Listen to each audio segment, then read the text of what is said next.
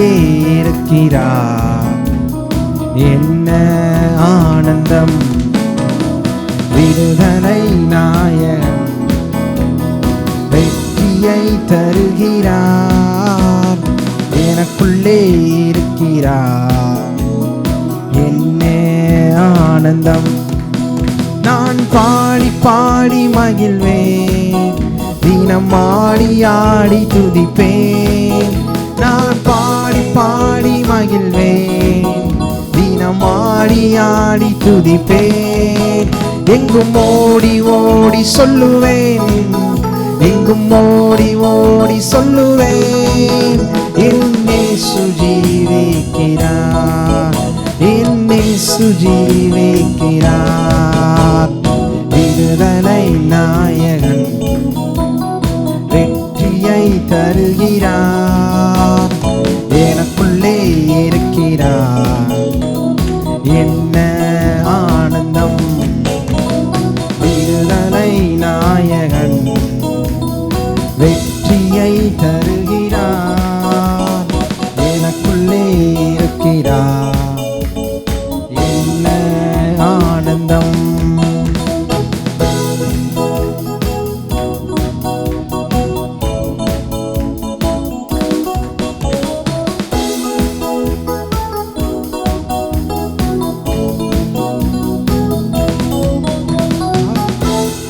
ஓடி வந்தார், என்னை தேற்றி அணைத்து கொண்டார். அவர் தேடி ஓடி வந்தார், என்னை தேற்றி அணைத்து கொண்டார். என் பாவம் அனைத்தும் மன்னித்தார், என் பாவம் அனைத்தும் மன்னித்தார். புது மனிதனாக மாற்றினார், புது மனிதனாக மாற்றினார். விடுதலை நாயகன் வெற்றியை தருகிறார். எனக்குள்ளே இருக்கிறார். என்ன ஆனந்தம்! விடுதலை நாயகன் வெற்றியை தருகிறார். எனக்குள்ளே இருக்கிறார். என்ன ஆனந்தம்!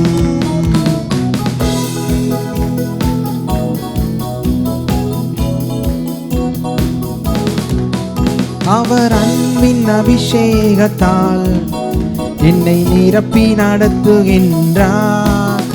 அவர் அன்பின் அபிஷேகத்தால் என்னை நிரப்பி நடத்துகின்றார். சாத்தானின் வலிமை வெல்ல, சாத்தானின் வலிமை வெல்ல அதிகாரம் எனக்கு தந்தார், அதிகாரம் எனக்கு தந்தார். விடுதலை நாயகன் வெற்றியை தருகிறார். எனக்குள்ளே இருக்கிறார். என்ன ஆனந்தம்! விடுதலை நாயகன் வெற்றியை தருகிறார்.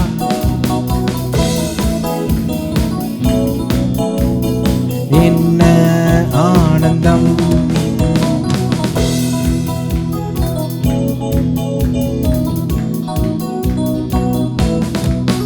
செங்கடலை கடந்து செல்வேன், யோர்தானை மிதித்து நடப்பேன்.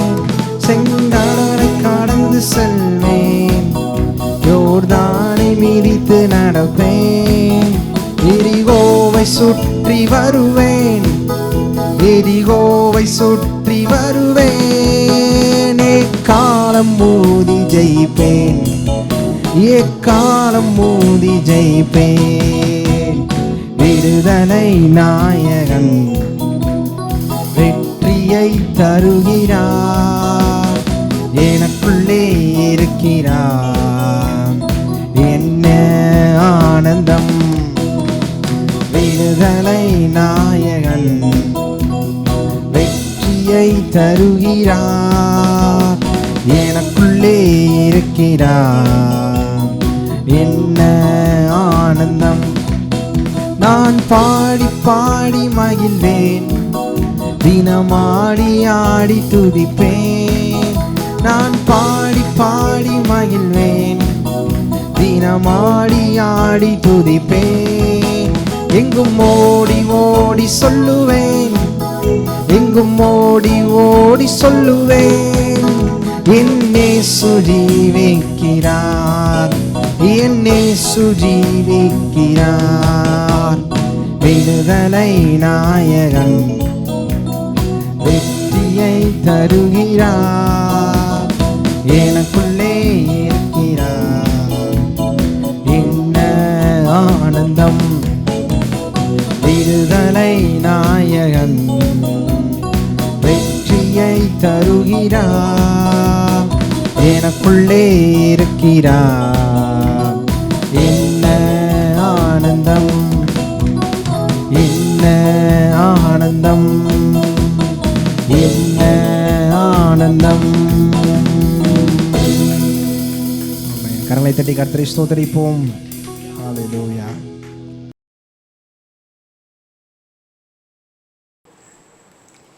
தேவனுடைய பிள்ளைகளே, வேதம் சொல்லுகிறது, தேவன் தம்முடைய ஒரே பேரான குமாரனை விசுவாசிக்கிறவன் எவனோ அவன் கெட்டுப்போகாமல் நித்திய ஜீவனை அடையும்படிக்கு அவரை தந்தருளி இவ்வளவாய் தேவன் உலகத்தில் அன்பு கூர்ந்தார் என்று பார்க்கிறோம். ஆண்டவராய் இயேசு நாம் ஒவ்வொருவருக்காகவும் இந்த உலகத்தில் வந்து சிலுவையில் அடிக்கப்பட்டு இரத்தத்தை சிந்தி மரித்து உயிரோடு எழுந்த ஆண்டவராய் இயேசு இன்னைக்கும் ஜீவிக்கிறார். ஆண்டவராய் இயேசுவை ஆண்டவராக ஏற்றுக்கொள்ளாதவர்கள் யாராவது இருந்தால் ஆண்டவராய் இயேசுவை ஆண்டவராக ஏற்றுக்கொள்ளுங்கள். ஆண்டவராய் இயேசுவை ஏற்றுக்கொண்ட தேவனுடைய பிள்ளைகள் நாம் இந்த உலகத்தில் வெற்றியான ஆசீர்வாதமான ஒரு பெரும் செழிப்பான வாழ்க்கை வாழ்வது தான் கர்த்தருடைய சித்தம் என்பதை வேதம் நமக்கு தெளிவாக சொல்கிறது. ஆனால் அநேக நேரங்களில் அநேக ஊழியக்காரர்கள் வந்து பார்க்கும்போது அவர்கள் செழிப்பாக இருப்பதே தப்பு அப்படின்னு பேசுகிறாங்க. ஒரு கையில் பணம் இருக்கிறது வந்து தப்பு அப்படின்னு வந்து அநேகர் பேசுகிறத நம்ம பார்க்குறோம். ஆனால் இவங்க பேசுகிறது ஒன்றா இருக்குது, இவங்க வாழ்க்கை ஒரு மாதிரி இருக்குது. ரொம்ப அது வந்து வேதத்துக்கு புறம்பான ஒன்றாக இருக்குது. நான் வேதம் சொல்லுது யோவான் 3:16 தேவன் தம்முடைய ஒரே பேரான குமாரனை விசுவாசிக்கிறவன் எவனோ அவன் கெட்டு போகாமல் நித்திய ஜீவனை அடையும்படிக்கு அவரை தந்தருளி இவ்வளவாய் உலகத்தில் அன்பு கூர்ந்தார் என்று வேதம் சொல்லுது. அப்போ கெட்டு போகாமல் இருக்கிறது தான் கர்த்தருடைய சித்தம். கெட்டு போகாமல் இருக்கிறதுனா நாம் வியாதியினாலேயோ பணப்பிரச்சனையினாலேயோ பலவிதமான பலவீனங்களினாலேயோ அல்லது எந்த ஒரு தீமையினாலும் நாம் ஆட்கொள்ளப்படாமல் அவருடைய ஆசீர்வாதத்தினாலையும் அவருடைய நன்மையினாலும் நாம் ஆசீர்வதிக்கப்படுறது தான் கர்த்தருடைய சித்தம். அதான் அவர் விரும்புகிறார். செழிப்புன்றது ரொம்ப முக்கியமான ஒரு விஷயம். நிறைய ஊழியக்காரங்க என்ன சொல்கிறாங்க, அவங்க வேற மாதிரி சொல்கிறாங்க. ஆனால் வேதம் என்ன சொல்லுது, 3 யோவான் 2 சொல்லுது, பிரியமானவனே உன் ஆத்மா வாழ்கிறது போல நீ எல்லாவற்றிலும் வாழ்ந்து சுகமாக இருக்கும்படி விரும்புகிறேன் என்றார். இப்போ பிரியமானவனே உன் ஆத்மா வாழுகிறது போல நீ எல்லாவற்றிலும் வாழ்ந்து சுகமாக இருக்கும்படி விரும்புகிறேன் வேண்டுகிறேன் என்று இங்கே சொல்கிறாரு. வேண்டுகிறேன்ற பார்த்துக்கு விரும்புகிறேன் என்றே சொல்லப்படுது.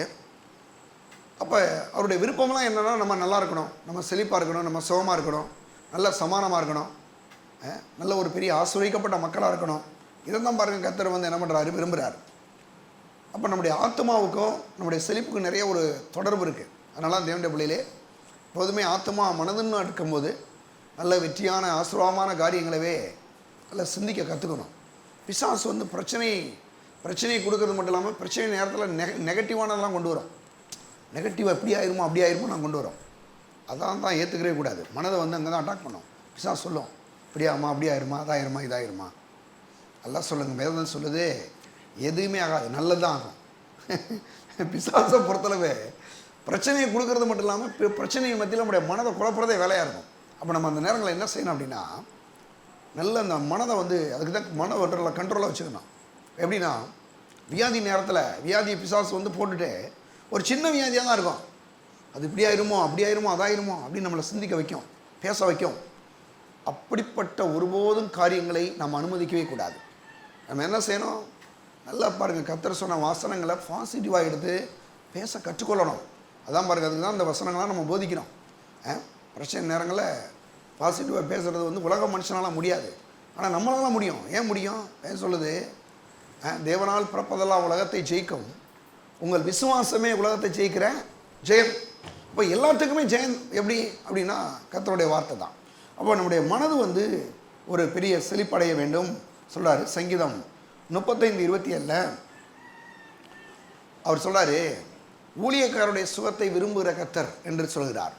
ஊழியக்காரருடைய சுகத்தை விரும்புகிற கர்த்தர்னா எப்படி அவர் விரும்புகிறாரு அப்படின்னா, அங்கே சங்கீதம் 35:27 அங்கே சொல்லும்போது பாருங்கள், என் நீதி விளங்க விரும்புகிறவர்கள் கம்பீரித்து மகிழ்ந்து தமது ஊழியக்காரருடைய சுகத்தை விரும்புகிற கர்த்தருக்கு மகிமை உண்டாவதாக என்று எப்பொழுதும் சொல்ல கடவர்கள். என்ன செய்யணுமா, என் நீதி விளங்க விரும்புகிறவர்கள் என்ன செய்யணும், நல்லா கம்பீரித்து மகிழ்ந்து, கம்பீரித்து நல்லா சந்தோஷமாக கம்பீரித்து மகிழ்ந்து பாருங்கள், ஊழியக்காரருடைய சுகத்தை, தமது ஊழியக்காரருடைய சுகத்தை விரும்புகிற கர்த்தருக்கு மகிமை உண்டாவதாக. அவருடைய ஊழியக்காரர்கள் யார்? ஆபிரகாம், ஈசாக்கு, யாக்கோப்பு, தாவீது போன்றவரோட ஊழியக்காரர்கள். ஆனால் நான் சொல்கிறேன், தேவனுடைய பிள்ளைகளே, ஊழியக்காரங்களே நல்லா இருக்குன்னு நினைக்கும் போது ஆண்டவர் அவருடைய பிள்ளைகளாகி நாம் நல்லா இருக்கிறது அவருக்கு பிடிக்கும் பிடிக்காதுன்னா கண்டிப்பாக நம்ம நல்லா இருக்கிறது அவருக்கு பிடிக்கும். ஆனால் இது அநேகருக்கு வந்து புரிஞ்சுக்கிறாமல் நிறைய ஊழியக்காரங்க தப்பாக பேசி இவங்க வாழ்க்கையை இவங்களே அழிச்சிக்கிறாங்க. நல்ல ஒன்று கவனிங்க, செழிப்பாக இருப்பதான் கர்த்தருடைய சித்தம். நான் சொல்கிறேன், இன்னும் கையில் நல்ல பணத்தோட, நல்ல சுகத்தோட, நல்ல பலத்தோட, நல்ல நீடி ஆயுளோட, நல்ல பாதுகாப்போடு இந்த உலகத்தில் வாழணும். அது கடவுளுடைய சித்தம். அப்போ நம்ம வந்து என்ன பண்ணணும், அதெல்லாம் வந்து பாருங்கள், தேவனுடைய பிள்ளையிலே இந்த நாட்களிலே நாம் விரும்ப வேண்டும், நாம் வாஞ்சிக்க வேண்டும். யாரோ ஒரு ஊழியக்காரர் வந்து எனக்கு பணம் வேணாம், எனக்கு செழிப்பு வேணாம், எனக்கு அது வேணாம், இது வேணாம்னு சொல்கிறத வந்து ஒருபோதும் நாம் ஏற்றுக்கொள்ளக்கூடாது. கொடுக்காத ஒரு ஆள்கிட்ட இருந்து சபை மக்கள் கொடுக்க மாட்டாங்க. கொடுக்காத ஒரு சபையில் வந்து அந்த விசுவாசி கொடுக்க மாட்டாங்க, கஷ்டம் அவங்க இது பண்ணுவாங்க. ஆனால் நான் சொல்கிறேன், கொடுக்குற ஊழியங்களை மட்டும் பார்த்தீங்கன்னா கொடுக்கக்கூடிய மக்களை தேவன் எழுப்புகிறார். அவங்க கொடுக்குறனால அவங்களையும் தேவன் என்ன பண்ணுறாரு, ஆசீர்வதிக்கிறார். அப்போ நான் சொல்கிறேன், தேவனுடைய பிள்ளையிலே நல்லா கவனிங்க, இப்படிப்பட்ட நம்முடைய சபமாதி சபையில் நீங்கள் வரும்போது கர்த்தருக்கு ரொம்ப நன்றியாக இருக்கணும். என்ன ஒரு விஷயம், ஆண்டவரே கரெக்டாக எங்களுக்கு சத்தியத்தை பொதிக்கிறீங்க ஆண்டவரே, அதுக்கு அவங்களுக்கு ஸ்தோத்திரம். ஏன் அப்படின்னா பாருங்கள், மற்றவங்க செழிப்பு வேணாம், அது வேணாம், இது வேணாம்னு சொல்லிகிட்டு இருக்கும்போது நம்ம சொல்கிறோம், கண்டிப்பாக நீங்கள் செழிப்பாக இருக்கணும், நீங்கள் ஆசீர்வதிக்கப்படணும், நீங்கள் நல்லா இருக்கணும், நீங்கள் நல்ல ஒரு ஆசீர்வாதமாக இருக்கும்போது தான் அநேக மக்களுக்கு நீங்கள் ஆசீர்வாதமாக இருக்க முடியும் அப்படின்னு ஏன் பிரசங்கம் பண்ணுறேன்னா, அதுதான் கர்த்தருடைய நாமத்துக்கு மகிமையை என்ன செய்யும், கொண்டு வரும். அப்போ தேவனுடைய பிள்ளைகளே நான் சொல்கிறேன், நாம் செழிப்பாக இருப்பது கர்த்தருடைய சித்தம். சரியா? அது மட்டும் இல்லாமல் முதல் காரியத்தை உங்களுக்கு சொல்கிறேன், செழிப்பை கண்டு இவர்கள் ஏன் வந்து பயப்படுகிறார்கள். முக்கியமான ஒரு விஷயத்துக்கு போகிறோம். நிறைய ஊழியக்காரங்கள் என்று தான் இன்றைக்கி சபையில் வந்து மக்கள் ஏழையாக இருக்கிறாங்க. நிறைய கஷ்டப்படுறதுக்கு அவங்க ஏன் கஷ்டப்படுறாங்கன்றீங்க, அவங்க அப்படிப்பட்ட ஊழியக்காரங்க கஷ்டப்படுற மட்டும் இல்லாமல் அப்படிப்பட்ட சபைகளுக்கு போகிற மக்களும் கஷ்டப்படுறாங்க. ஏன்னா இவங்க என்ன பிரசங்கம் பண்ணுறாங்களோ அதுதான் மக்களுடைய வாழ்க்கையில் நடக்கும். அப்போ என்ன ஒரு விஷயம்னா, நம்ம எதை கேட்குறோன்றதில் ரொம்ப முக்கியமாக இருக்கணும். எதை கேட்குறோன்றதில் ரொம்ப முக்கியமாக இருக்கணும். முக்கியமாக இருக்கிறது மட்டும் இல்லாமல் நான் சொல்கிறேன், செழிப்பை கண்டு பயப்பட வேண்டிய அவசியம் இல்லை. பணத்தை கண்டு ஏன் நம்ம பயப்படணும்?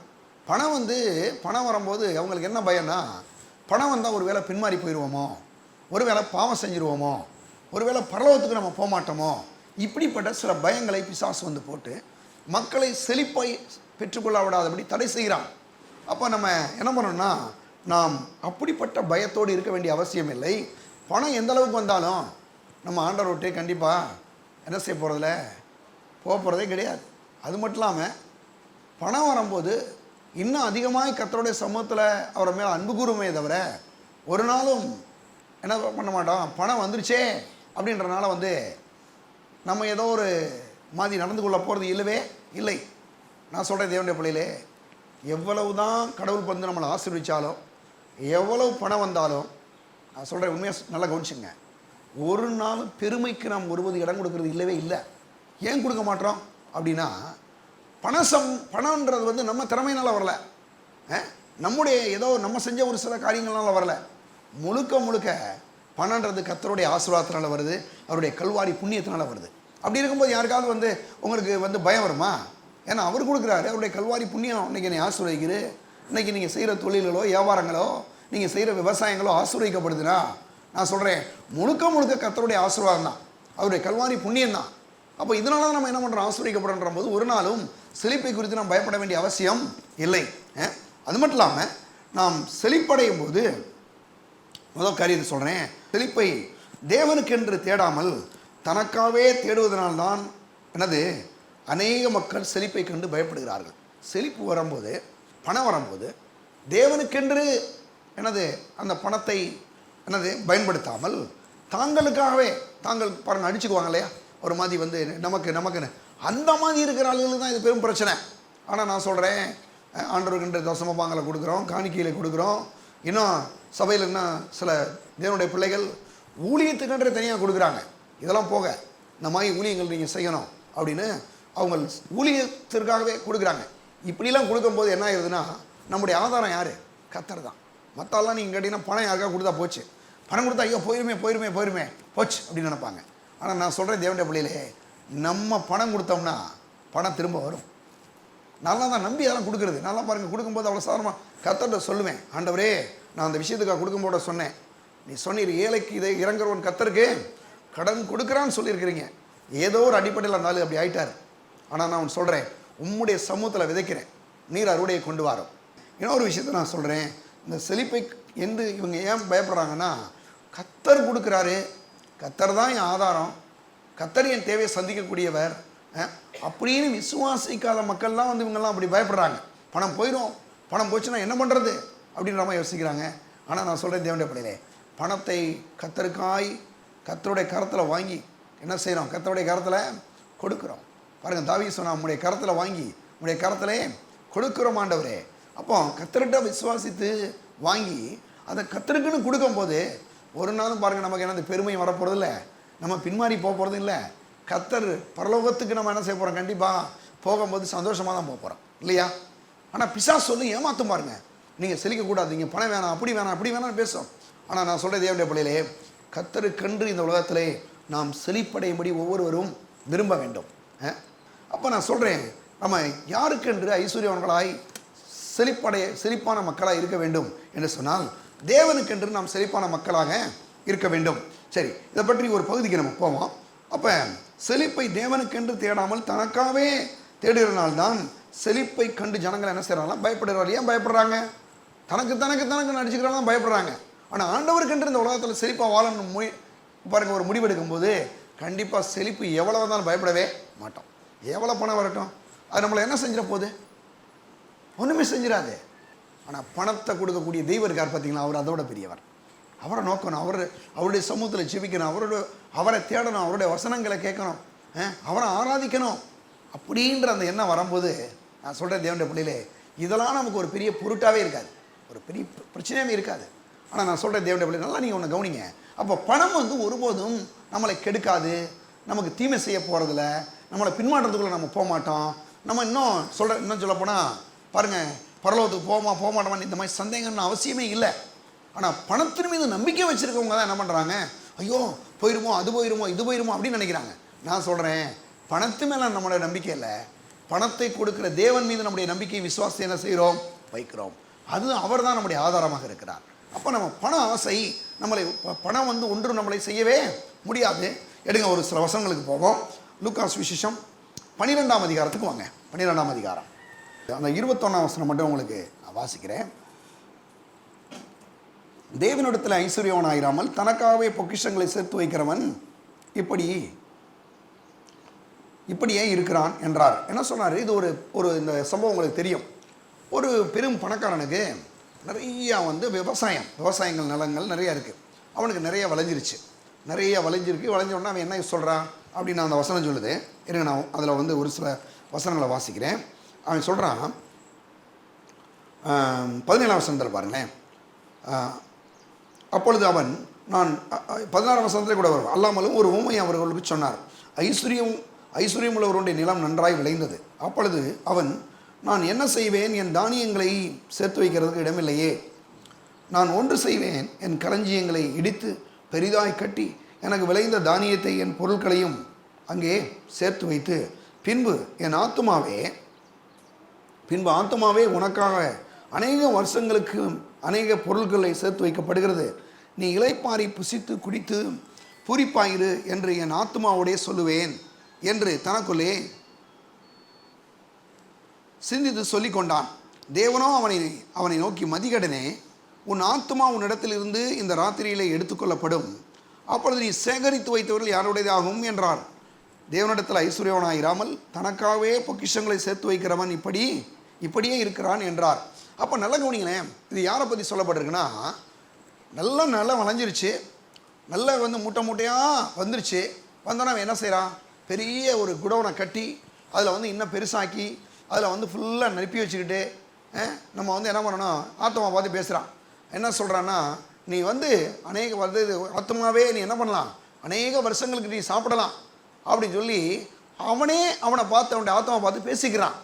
அப்படி சொன்ன உடனே ஏசு சொல்கிறாரு, அவனை பார்த்து அந்த கதையில் ஒரு விஷயத்தை சொல்கிறாரு, முட்டாளே, இன்னைக்கு நைட்டில் அங்கே சொல்கிறார் பாருங்க, மாயக்காரனே, அங்கே பாருங்கள், அங்கே சொல்லும்போது அங்கே தேவனோ அவனை நோக்கி, மதிகடனே, உன் ஆத்துமா உன்னிடத்திலிருந்து இந்த ராத்திரியில் எடுத்துக்கொள்ளப்படும், அப்பொழுது நீ சேகரித்தவையில் யாருடையதாகும் என்றார். என்ன சொல்கிறாரு, சரி, இவ்வளவு சம்பாதிச்சிருக்கிற, இவ்வளவு மூட்டையாக அடித்து வச்சிருக்கேன்னு சொல்கிற, உன் ஆத்மாவை பார்த்து நீ சொல்லிக்கிற, நீ சாப்பிட்டு நல்லா திருப்தி ஆகலாம்னு சொல்லிக்கிற, ஆனால் இன்னைக்கு நைட்டு நீ மரித்து போனால் என்ன செய்ய போகிற அப்படின்னு சொல்லி அவனை பார்த்து ஒரு கேள்வி எழுப்புறார். அப்போ அவனுக்கு எந்த ஒரு ஆன்சருமே சொல்ல முடியல. அங்கே ஏன் அப்படி ஆண்டவர் சொல்கிறாருன்னா, எல்லா பணக்காரங்களையும் பார்த்து இப்படி ஆண்டவர் சொல்கிறது கிடையாது. பணம் வச்சுருந்தா நீங்கள் இப்படி ஆயிடுவீங்கலாம் சொல்கிறதா இல்லை. அவனை ஏன் அப்படி சொன்னார்னா, அவன் தன்னுடைய பொருட்கள் மீது தன்னுடைய நம்பிக்கையை என்ன செஞ்சான், பதித்து வைத்திருந்தான். இன்னும் சொல்ல போனால் அவன் ஆண்டவரை ஏற்றுக்கொள்ளவே இல்லை. அவன் என்ன சொல்கிறான், பணம் இருந்தால் என்னத்தை வேணாலும் பண்ணிடலாம் அப்படின்னு ஒரு முடிவுக்கு வர்றான். நான் சொல்கிறேன், பணம் இருந்தால் நம்ம எல்லாத்தையும் செஞ்சு முடிச்சிடலாம் நீங்கள் நினைக்கிறீங்களா? நிச்சயமே முடியாது. பணம் அவசியம், நமக்கு பணம் தேவை. இதெல்லாம் கர்த்தருக்கு ஸ்தோத்திரம். பணம் இருக்கிறது நன்றி இல்லையா? நல்ல ஒரு பேங்க் அக்கௌண்ட்டை வச்சுக்கிறது நல்லது. இன்னும் சொல்லப்போனால் பேங்க் அக்கௌண்ட் இல்லாதவங்க ஒரு நல்ல அக்கௌண்ட்டை ஓப்பன் பண்ணி அந்த அக்கௌண்ட்டில் நல்ல பணம்லாம் போட்டு வச்சுக்கிறதுல எந்த தவறுமே கிடையாது. ஆனால் நல்லா ஒன்று கவனிச்சுங்க, ஆனால் அந்த பணத்தின் மீது நம்பிக்கை வைக்கிறேன் பாருங்கள். இந்த பணம் இருக்குங்க, இத்தனை லட்சம் நான் கையில் வச்சுருக்கேன், இது என்னை எது வந்தாலும் காப்பாற்றிடும் அப்படின்னு நினைக்கிறது தப்பு. ஏன்னா இந்த உலகத்தில் பணத்தால் காப்பாற்ற முடியாத சில காரியங்கள் கூட பிசாசு கொண்டு வருது. அவையில் நம்ம என்ன பண்ண முடியும்? அவையில் நம்ம என்ன பண்ணுறோம்? ஆண்டவராக இயேசுவின் நாமத்தினால தான் அவையில் என்ன செய்கிறோம்? ஜெயிக்கிறோம். ஆண்டவருடைய பிள்ளைகளை பொறுத்தளவு பணம் இருக்கிறது எந்த தவறும் இல்லை. பணம் இருக்கட்டும், கர்த்தருக்கு ஸ்தோத்திரம், நல்லது. நல்ல ஒரு இடம் வாங்குறீங்க, வீடு கட்டுறீங்க, நல்ல 2 வீலர் வாங்குறீங்க, கார் வாங்குறீங்க, எல்லாம் இருக்கிறது எந்த தவறுமே கிடையாதுங்க, ஒரு தவறு இல்லை. ஆனால் பணம் தான் என்னுடைய ஆதாரம், பணம் தான் என் ஆண்டவர், அதான் என்னை காப்பாற்றிரும்னு நினைக்கிறது இருக்கு இல்லையா, அது மகா பெரிய முட்டாள்தான். அதைத்தான் இங்கே சொல்கிறாரு, முட்டாளே, மதிகடனேன்றாரு. நீ எது மேலே நம்பிக்கை வைக்கிற? யார் மேலே நம்பிக்கை வைக்கிற? ஆண்டவர் மேலே உன்னுடைய நம்பிக்கையும் உன்னுடைய விசுவாசத்தை நீ பதிக்கும் போது எத்தனை பிரச்சனை இந்த உலகத்தில் வந்தாலும் அவையிலிருந்து கர்த்தர் ஜெயத்தை கட்டளையிடுகிறார், அவளிருந்து ஆசீர்வாதத்தை கட்டளையிடுகிறார், அவற்றிலிருந்து விடுதலை உண்டாகிறது, பாதுகாப்பு உண்டாகிறது. அப்போ நான் சொல்கிறேன் தேவனுடைய பிள்ளையிலே, இப்போ யார் மேலே நம்முடைய நம்பிக்கை வைக்கிறோம் அப்படின்னா கர்த்தர் மேலே தான் நம்ம நம்பிக்கை வைக்கிறோம். இந்த இடத்துல என்ன சொல்கிறாரு, பணத்தின் மீது உன்னுடைய நம்பிக்கை வைக்காம யார் மேலே நம்பிக்கை வைக்கணுமா? கர்த்தர் மேலே நீ நம்பிக்கை வைக்கும் போது தான் பணமே இருக்கட்டும், எத்தனை லட்சம் இருக்கட்டும், எத்தனை கோடி இருந்துட்டு போட்டோம், அது பாட்டுக்கு இருக்கட்டும், தேவைன்னா எடுத்து பயன்படுத்த போகிறோம், இல்லைன்னா அது பாட்டுக்கு கிடந்துட்டு போட்டோம், அவ்வளோதான். அது ஒன்றும் மரியாதை ஒன்றும் அவ்வளோதானே தவிர அதை தாண்டி அது ஒன்றும் நம்மளை ஒன்றும் பண்ணிட போகிறது இல்லவே இல்லை. அப்போ தேவனுடைய பிள்ளையிலே ஒன்று நீங்கள் கவனிக்கணும், இந்த இடத்துல பணம் ஏன் இவங்கெல்லாம் பணத்தை கண்டு பயப்படுறாங்கன்னா, பணத்தை ஒரு என்ன செய்யணும், ஒரு ஆயுதம் மாதிரி ஒரு இப்போ நீங்கள் சேரில் உட்காந்துருக்கீங்க, ஆறான முழுதும் உட்காந்து நல்லா ஆராய்ச்சிட்டு உட்காந்து கேட்குறக்காது ஒரு என்னது ஒரு உங்களை நம்ம உட்கார்ந்து கொள்வதற்கு அது என்னது ஒரு டூல்ஸாக இருக்குது, அவ்வளோதான். ஆனால் அது ஒன்றும் கடவுள் கிடையாதே, அது டூல்ஸ். அதே மாதிரி தான் பணமும் என்னென்னா, நாம் இந்த உலகத்தில் வாழ்வதற்கு, சில காரியங்களை வாங்குவதற்கு, சில விஷயங்களை செய்வதற்கு பணம் தேவைப்படுது. ஆனால் அதுதான் நம்முடைய ஜீவன் இல்லை. அப்போ தேவனுடைய பிள்ளையிலே நம்முடைய நம்பிக்கை எது, நம்முடைய ஆதாரம் எது, நம்முடைய சோர்ஸ் எது அப்படின்னு சொன்னால் ஆண்டவராய் இயேசு தான் நம்முடைய ஆதாரம் என்று யாரெல்லாம் விசுவாசிக்கிறோமோ அவங்களை பணம் ஒன்றும் செய்ய முடியவே முடியாது. பணம் தான் என் ஆதாரம்னு நினைக்கிறாள் இருக்காங்களே, அவங்களுக்கு பணம் தான் பிரச்சனையே, அவங்களுக்கு பணம் தான் பிரச்சனை. அப்போ இங்கே தான் நம்ம ஒரு லைன் போட்டுக்கணும், என்னென்னா என்னுடைய ஆதாரம் யார்? ஆண்டவர். என்னுடைய ஆதாரமாக ஆண்டவர் தான் என் பணத்தை கொடுக்குறாரு தவிர பணம் எனக்கு ஒன்றும் பெருசாக செய்ய போகிறதில்ல. பணத்தை கொடுக்குற தேவன் தான் பணத்தையும் கொடுத்து எனக்கு எல்லா வித நன்மையிலையும் அவர் தானே செய்கிறாரு, கொடுக்குறார். இந்த நம்பிக்கை, இந்த மாதிரி ஒரு விசுவாசத்தை, இவர் தான் என் ஆதாரம் என்று சொல்லக்கூடியவர்கள் ஒரு நாளும் பணத்தை குறித்து செழிப்பை குறித்து பயப்படவே மாட்டோம். அப்போ முதல் காரியமாக நம்ம இதுக்கு பயப்படக்கூடாதுங்கிறத ஒன்று சொன்னோம். ரெண்டாவது, இன்னொரு விஷயத்துக்கு நம்ம போவோம்னு சொன்னால், இந்த போன வாரம் நம்ம சொன்னோம், அந்த அநீதி உள்ள ஒரு உக்கிரகாரனை பற்றி நம்ம பார்த்தோம் இல்லையா? அது நீங்கள் அதை எடுத்துக்கங்க. லூக்காஸ் 16ஆம் அதிகாரத்துக்கு திரும்ப போகலாம். நம்ம 1ஆம் வசனத்திலேருந்தே திரும்ப வரலாம். நம்ம பின்னும் அவர் தம்முடைய சீஷர்களை நோக்கி, ஐஸ்வர்யனாக ஒரு மனுஷனுக்கு ஒரு உக்கிரகாரன் இருந்தான். அவன் தன் எஜமானுடைய ஆஸ்தியிலே அழித்து போடுகிறதாக எஜமானுக்கு அறிவிக்கப்பட்டது. வசனத்தோட முதல்ல நிற்போம். ஏன்னா போன வாரமே நம்ம வாசித்திருக்கிறோம்.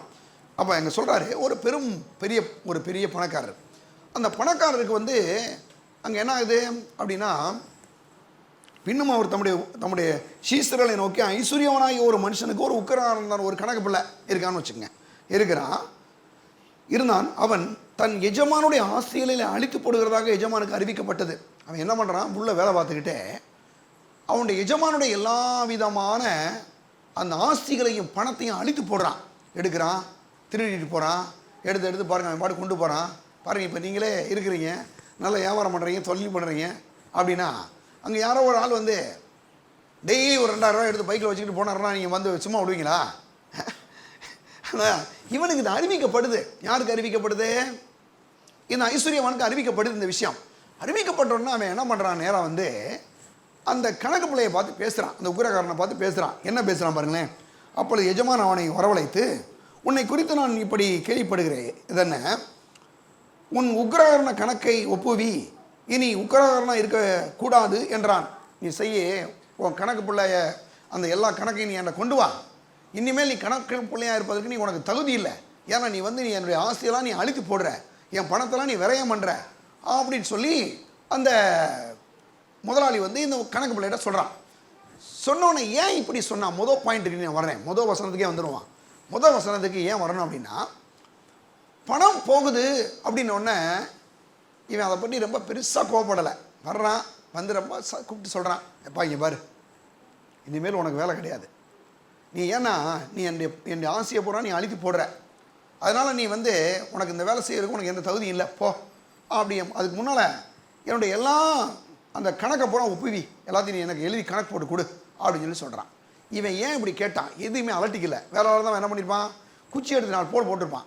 ஏன்டா அப்படி நீ பண்ண அப்படின்னு சொல்லிட்டு. ஏன் அந்த மாதிரி அவன் செய்யலை அப்படின்னா, முதலாவது அந்த முதலாளிகிட்ட போவோம் நம்ம. அவன் என்ன ஏன் அப்படி செய்யலை அப்படின்னா, பணம் தான் தன்னுடைய ஆதாரம் என்று அவன் நினைக்கவில்லை. முதல் பாயிண்ட்டை நீங்கள் புரிஞ்சுங்க. பணம் தான் என் ஆதாரம் அப்படின்னு அவன் நினைக்கல. ஏன்னா பணத்தை கொடுக்கறதே ஆண்டவர் தான் கொடுக்குறாரு. இவன் ஏமாத்தனா கூட என்னை ஆசீர்வதிக்கிற என் தேவன் இருக்கிறார் என்று அவன் நம்பினான். நான் சொல்கிறேன், தேவனுடைய பிள்ளையிலே சில நேரங்களில் தேவனுடைய பிள்ளைகளுக்கு சிலவித பொருளாதார சில இழப்புகள், சில காரியங்கள் நடந்துருது. அதனால் நீங்கள் ஒன்றுமேலாம் போய் போகிறது கிடையாது. அதில் இருந்து மீண்டு கண்டிப்பாக உங்களை ஆசீர்வதித்து அதை ஜெயித்து, நான் சொல்கிறேன், அதை விட பல மடங்கு நீங்கள் ஆசீர்வதிக்கப்படுவீர்கள். நான் சொல்ல புரியுதா உங்களுக்கு? ஆனால் பிசாசு என்ன பண்ணுவான், ஏமாற்றுவான். அப்போ நம்முடைய ஆதாரம் யார்? ஆண்டவராய் இயேசுவே நம்முடைய ஆதாரம் என்று சொல்லும்போது தான் இந்த முதலாளி ஒன்றை கண்டுபிடிக்கிறான். என் ஆசைகளை இவ்வளோ நீ அழிச்சு போட்டுட்ட, ஆனாலும் என் ஆதாரம் இந்த பணம் கிடையாது, இதை கொடுக்கக்கூடிய யார்? ஆண்டவர் தான் என் ஆதாரம் என்று அவன் கண்டிப்பாக நம்பியிருக்க வேண்டும் இல்லையா? அந்த முதலாளி. அதனால தான் அவனை கூப்பிட்டு ரொம்ப சாஃப்டாக பேசுகிறான். எப்பா இப்படி பண்ணலாமான்னு சொல்லிட்டு நீங்கள் அந்த அதிகாரத்தில் நீங்கள் பார்த்தீங்கன்னா, வர்றான், முதலாவது ஒருத்தன் வர்றான். அவன் 100 குடம் எல்லாம் வாங்கினதாக சொல்கிறான். 100 குடம் எண்ணெயை வாங்கிட்டு அவன் சொல்கிறான் பாருங்கள், அந்த கணக்கு பிள்ளை சொல்கிறான், உக்ரானகாரன், நீங்கள் என்னை வேலையை விட்டு அனுப்பிச்சிட்டிங்கன்னா எனக்கு என்னது, வேலை செய்வதற்கும் பலன் இல்லை, கொத்துகிறதுக்கும் பலன் இல்லை, இறக்கிறதற்கும் எனக்கு என்னது, பிச்சை எடுக்கிறதுக்கு எனக்கு அவமானமாக இருக்குது, அதனால் நான் என்ன செய்வேன் அப்படின்னு அவன் என்ன நினைத்து கொண்டே போனானா, போய் இந்த கணக்கு இந்த முதலாளிகிட்ட வாங்கினவன் ஒருத்தர் 2 பேர் கிடையாது, ஒரு 2 பேரை பற்றி தான் இங்கே பதிலில் போட்டிருக்கேன். ஏன்னா 2 பேருக்கு ஒரு கணக்கு பிள்ளை வைக்க முடியுமா? முடியாதுல்ல. கண்டிப்பாக நான் நினைக்கிறேன் ஒரு 100, 200 பேர், 1000 பேர், அவ்வளோ பேர் வரைக்கும் இருந்துருக்கலாம். என்ன கடை வாங்கலாம், அவ்வளோ பெரிய பணக்காரவன். அவன்கிட்ட லயனாக உட்காந்துருக்கான். அவன்கிட்ட போன முதல்ல ஒருத்தன் வந்தான். அவன்கிட்ட சொல்கிறான், எத்தனை குடம் வாங்கினேன், என்ன வாங்கினேன், என்ன எத்தனை குடம்? 100 குடம். 100 குடத்தை 50 நீ எழுது.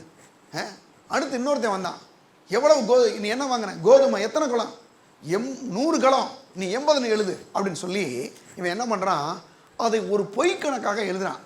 இந்த முதலாளி என்ன பண்ணுறான், ஏற்கனவே ஏமாந்தவன் திரும்ப ஏமாறுவானா? அவன் என்ன பண்ணிட்டானா, இந்த ஏமாத்துக்கார பயில கவனிக்கிறதுக்குன்னு இன்னொரு ஆளை உட்கார வச்சிருக்கான் கண்டுபிடிக்கிறதுக்கு. அவன் மாற்றி மாற்றி இப்படி எழுதிட்டு இருக்கிறான். கடைசி இதை வந்து பாருங்க, அவன் சொல்கிறான், அந்த முதலாளி சொல்கிறான், என்ன சொல்கிறான் நீங்கள் கவனிங்களேன். அந்த அதிகாரத்தில் அந்த முதலாளி சொல்கிற விஷயத்தை தான் பார்க்கணும் நம்ம. சொல்கிறான், 7ஆம் வசனத்தில், பின்பு அவன் வேறொருவனை நோக்கி, நீ பட்ட கடன் எவ்வளவு என்றான். அவன் 100 கலம் கோதுமை என்றான். அப்போது அவன், நீ உன் சீட்டை வாங்கி 80 என்று எழுது என்றான்.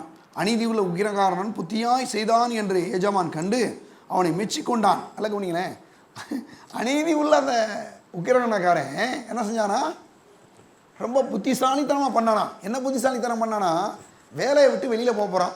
வெளியில் போன்றோன்னே அங்கே வெளியில் போனால் அங்கே யாராவது நமக்கு ஒன்றும் வேலை கொடுக்கணும், இல்லைன்னா நம்ம கொடுத்த அந்த பணத்திலாம் கொஞ்சம் கொடுத்தா எனக்கு காலத்தை ஓட்டிடலான்னு சொல்லி அவன் புத்தியாக இந்த முதலாளியுடைய பணத்தை எடுத்து அவனுக்கு கொடுத்தான்.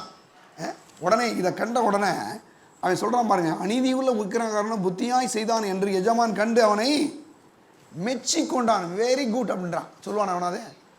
அதான் ஒரு பிரசங்கர் எழுதுறாரு, உங்கள் வீட்டில் ஒரு திருடன் ஒருத்தன் ஒரு 10 பவுனை திருடிட்டு நிற்கிறான். வெரி குட் அப்படின்னு யாராவது சொல்லுவீங்க அவனை பார்த்து அப்படின்னு கேட்குறாரு. எனக்கு படிக்கும்போது சிரிப்பு வந்துருச்சானா, இப்படிலாம் ஒரு கேள்வி. ஒரு அமெரிக்காரர் எழுதுறாரு பாருங்க, இப்படி எழுதுறாரு, நீங்கள் உங்கள் வீட்டில் ஒருத்தர் திருடிட்டு போயிட்டான்னு வச்சுக்கோங்க, திருடிட்டு போன பார்த்து பரவாயில்லப்பா நல்லா திருடி இருக்க, வெரி குட் அப்படின்னு சொல்லுவியா நீ? சொல்ல மாட்டேல அப்படின்னு அவர் சொல்கிறாரு. உண்மையில சொல்ல மாட்டான். ஆனால் என்ன விஷயம்னா, அவருடைய புத்திசாலித்தனத்தை வந்து இந்த முதலாளி பாராட்டுறான். ஏன்னா வெளியில் உன்னை வேலையை விட்டு அனுப்புனா என்ன ஆயிடுவேன், ஒன்றும் வேலை இல்லாமல் போயிடுவேன். ரெண்டாவது வெளியில் போனால் உன்னை ஆதரிக்கிறதுக்கு யாராவது வேணும். அப்போ என்ன பண்ணணும், ஏன் பணத்தை எடுத்து அவனுக்கு கொடுத்து நீ புத்திசாலியாக நடந்துக்கிட்டேன்றான். எப்படி யோசிக்கிறான் பாருங்க அந்த முதலாளி.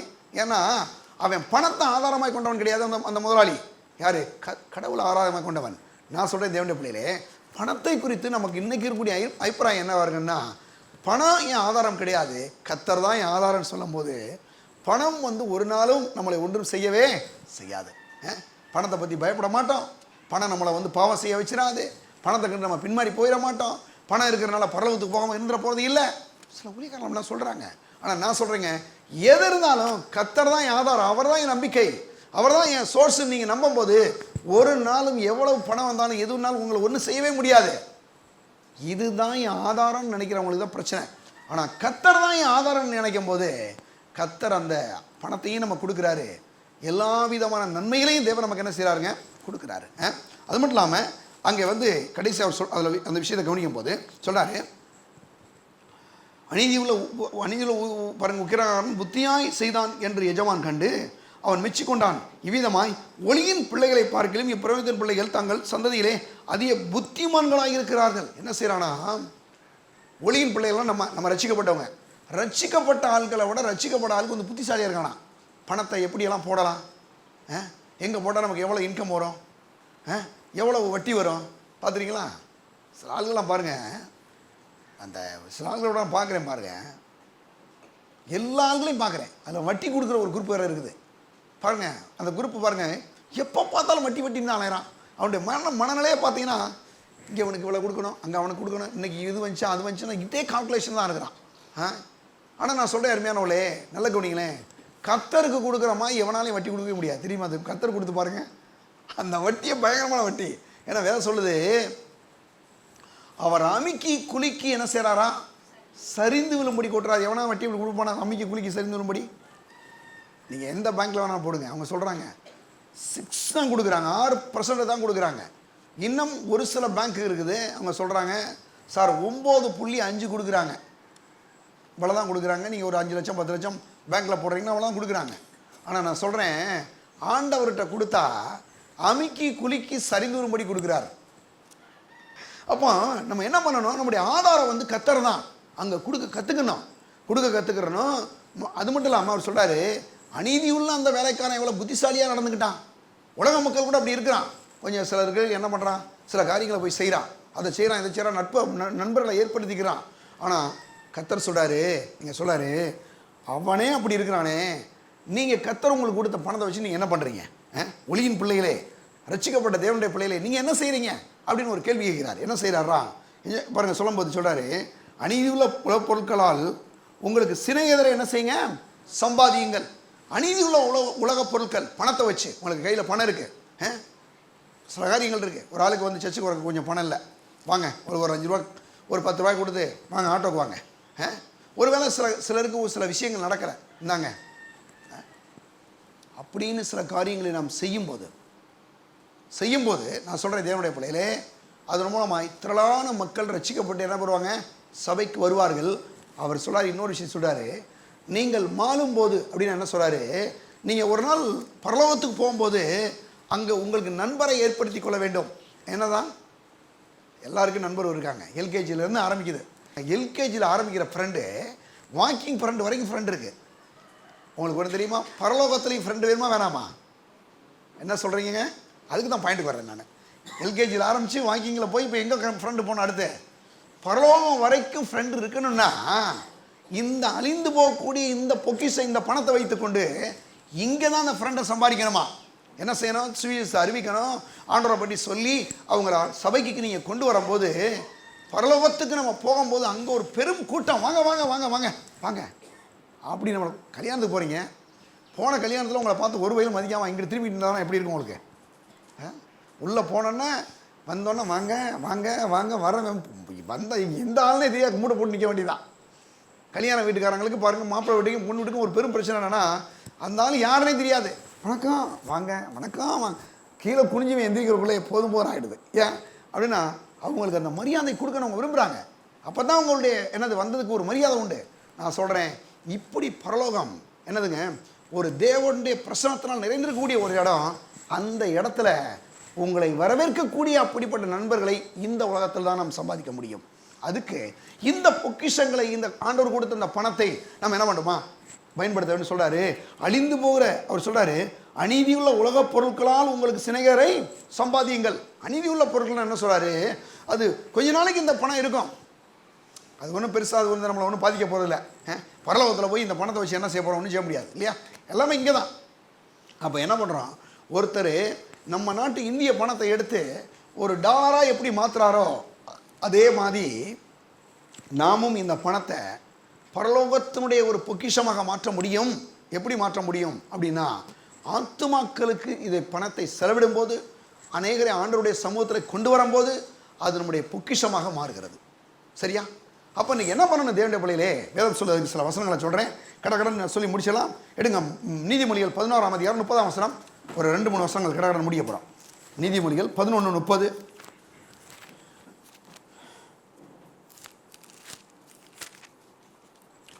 எடுங்க, 11ஆம் அதிகாரத்தில் 30வது வசனம் நான் அங்கே வாசிக்கிறேன். அங்கே சொல்கிறாரு, ஓகே, நீதிமானுடைய பலன் ஜீவ விருட்சம், ஆத்துமாக்களை ஆதாயப்படுத்திக் கொள்கிறவன் ஞானமுள்ளவன். பாருங்க, யார் புத்திசாலியா, யார் ஞானமுள்ளவனா சொல்கிறாரு, நீதிமானுடைய பலன் ஜீவ விருட்சம், ஆத்துமாக்களை ஆதாயப்படுத்திக் கொள்கிறவன் ஞானமுள்ளவன். அப்போ என்ன பண்ணணும், இந்த பணத்தை இன்னைக்கு இந்த ஆத்துமாக்களை ஆதாயம் செய்வதற்கென்று நாம் செலவிடணும். இன்னைக்கு பாருங்க, நீங்கள் நல்ல இடம் வாங்க, வீடு கட்டுங்க, நல்ல கார் வாங்கிக்கோங்க, 2 வீலர் எல்லாம் வாங்கிக்கோங்க. ஆனால் அதோட விட்டுற வேண்டாம், அதை தாண்டி இந்த ஆத்துமாக்களை ஆதாயம் செய்து என்ன பண்ணணும், நம்ம ஆண்டவர்கிட்ட கொண்டு வரணும். அதுதான் நித்தியமான ஒரு பொக்கிஷமாக இருக்க போகிறது தேவனுடைய பார்வையில். அதுதான் பெரிய பொக்கிஷம் இல்லையா? எடுங்க, அடுத்து இன்னொரு வசனத்துக்கு போகலாம். எடுங்க, அதில் ஓகே ஒரு வசனத்துக்கு எடுங்க, நீதிமொழிகள் 22 பாருங்க. நல்லவன் தன் பிள்ளைகளின் பிள்ளைகளுக்கும் சுதந்திரம் வைத்து போகிறான், பாவியின் ஆஸ்தியோ நீதிமானவுக்காய் சேர்த்து வைக்கப்படும். நல்ல கவனிங்க, எதுக்கு அப்படின்னா, இந்த இந்த பாவி இருக்கிறானே, இவன் என்ன பண்ணுறான், சில கோல்மாலாம் பண்ணுறான், என்னென்னமோ பண்ணி வந்து இந்த இதெல்லாம் கொண்டு போய் என்ன பண்ணுறான், அந்த ஆட்கள்லாம் கொடுக்குறான். ஆனால் ஒரு விஷயத்தை நீங்கள் கவனிக்கணும், என்ன அப்படின்னா, பாவியின் ஆஸ்தியைத்தான் தேவன் என்ன பண்ணியிருக்காரா, நீதிமானுக்காய் சேர்த்து வைக்கும்படி சொல்லியிருக்கிறார். அப்போ என்ன அப்படின்னா, நீங்கள் கர்த்தருடைய ஊழியத்துக்கென்று கொடுக்கும்போது பாருங்கள், வந்து ஆத்மாக்களை ஆதாயம் பண்ணி கொண்டு வரும்போது உங்களுக்கு திரளான ஆஸ்திகளை கர்த்தர் என்ன செய்வார், கொண்டு வந்து கொடுப்பார். அதில் ஒரு விஷயம் என்னென்னா, பாவியின் ஆஸ்தியை இந்த ஆத்துமாக்களை ஆதாயம் பண்ணுகிற மக்களுக்கு என்று என்ன செய்யறார், சேர்த்து வைக்கும்படி சொல்லுகிறார். சேர்த்து வச்சு ஒரு நாள் வந்து அவன் கொடுப்பான். அதனால தான் இன்றைக்கி ஊழியங்கள்லாம் பாருங்கள், ஊழியத்தில் பல தேவைகள் இருக்குது. அப்போ ஊழியத்தில் பல தேவைகள் வரும்போது பாருங்கள், ஒரு ஊழியக்காரர் சொல்கிறாரு, அமெரிக்காவில் ஒரு பெரும் மாகாணத்தில் ஒரு நடந்த ஒரு சம்பவத்தை அவர் எழுதுறாரு. அதில் சொல்கிறார் ஒரு விஷயத்த, பெரும் ஒரு சபையாக பாருங்கள், ஒரு பெரிய புயல் காற்று வந்து கிட்டத்தட்ட $2 மில்லியன் உள்ளே வந்து ஒரு பெரிய ஒரு செலவான கட்டடம் எல்லாம் பாருங்கள், அப்படியே ஒரே நாள் காற்றுல அழிஞ்சு போச்சான்.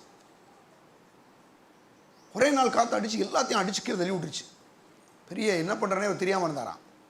அப்போ உடனே அந்த ஊழியக்காரர் ஒன்றா யோசித்தாராம், பிசாசே இந்த புயலை கொண்டு வந்தது ஆண்டவர் கிடையாது. அநேக நேரங்களில் பிசாசு நம்மளை ஏமாற்றுவான்.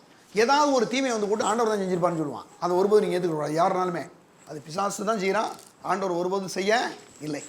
உடனே இந்த பிரச்சனையை கொண்டு வந்தோடனே அவர் சொன்னாராம், இவ்வளோ பெரிய ஒரு ஃபைனான்ஷியலான ஒரு அழிவை நீ உண்டாக்கியிருக்கலாம், ஆனால் இதை விட என்னுடைய தேவன் பெரியவர், அவர் தான் என் ஆதாரம், அவர் இதை விட பல மடங்கு எனக்கு என்ன செய்வார், பணத்தை கொடுப்பாருனாராம்.